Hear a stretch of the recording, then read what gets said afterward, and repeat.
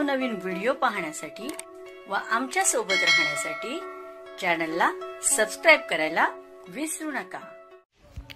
तर बघा काय शासनाने झालेलं आहे, ह्याच्यात काय म्हटलेलं आहे, महाराष्ट्र विनियोजन अधिनियम 2025 सन 2025-26 अनुदान वितरण बाबत वित्त विभागाकडून अर्थसंकल्प वितरण प्रणालीवर बिम्स प्राप्त झालेल्या अनुदानाचा निधी नियंत्रक अधिकारी आयुक्त शिक्षण महाराष्ट्र राज्य पुणे, आयुक्त क्रीडा व युवक सेवा महाराष्ट्र राज्य पुणे व सहसचिव उपसचिव शालेय शिक्षण क्रीडा विभाग मंत्रालय मुंबई यांना वितरित करण्याची बाब शासनाच्या विचाराधीन होती। सन 2025-26 या आर्थिक वर्षातील शालेय शिक्षण व क्रीडा विभागासाठी अर्थसंकल्पित झालेला वित्त विभागाकडून बिम्स प्रणालीवर प्राप्त झालेला निधी पुढीलप्रमाणे नियंत्रण अधिकाऱ्याच्या अधीनस्थ ठेवण्यासाठी मान्यता देण्यात येत आहे।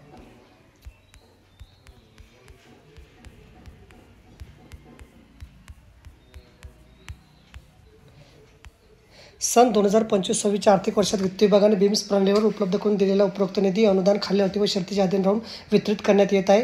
वित्त विभागाने शासकीय कर्मचाऱ्यांना अग्रिम मंजूर करण्यास वेळोवेळी निर्गमित केलेले शासन निर्णय, शासन परिपत्रक यामधील 20 सूचना अटी तसे मुंबई वित्तीय अधिनियम 1959 मधील परिशिष्ट 26 मधील तरतुदी विचारात घेऊन संबंधितांना अनुदेय असणाऱ्या किमान रकमेच्या मर्यादेतच घरबांधणी अग्रिम वितरित करण्यात यावा। निधी वितरण करताना मास्टर अर्थसंकल्प पुस्तिका वित्तीय अधिकार नियम पुस्तिकेमध्ये उल्लेख केलेल्या नियमाचं पालन करावं। पदनिर्मितीच्या अनुषंगाने वेतनावरील निधी वाटपाच्या संदर्भात आवश्यक तेथे उच्चस्तरीय सचिव समिती मंत्रिमंडळ याची मान्यता तसे वित्त विभागाने वेळोवेळी दिलेल्या सूचनांच्या अनुषंगाने कारवाई झाल्याची खात्री करण्यात यावी।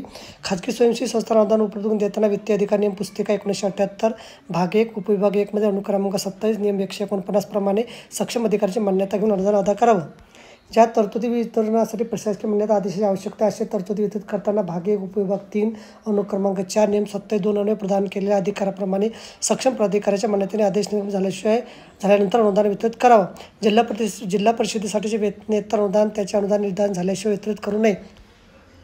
नवीन खर्चाच्या अनुषंगाने नवीन बाब प्रस्तावाद्वारे तरतूद केलेल्या अनिवार्य खर्चाच्या निधी वितरणाबाबत वित्त विभाग व कार्यक्रम खर्चाच्या निधी वितरणाबाबत वित्त विभाग तसेच आवश्यकतेप्रमाणे नियोजन विभाग, सामाजिक न्याय विशेष सहाय्य विभाग व आदिवासी विभाग यांची मान्यता घेणं आवश्यक आहे।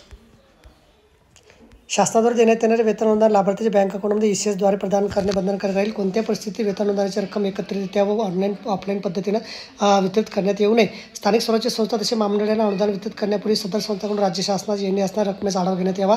त्या रकमा वसूल करूनच उर्वरित अनुदान वितरित करण्यात यावं।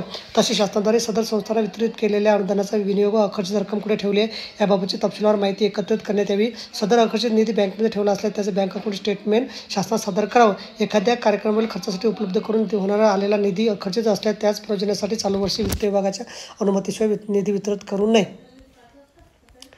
तर बघा अशा प्रकारे अत्यंत महत्त्वाची माहिती आपल्याला समजली असेल। व्हिडिओ सुद्धा आवडल्यास लाईक करा, शेअर करायला विसरू नका। धन्यवाद।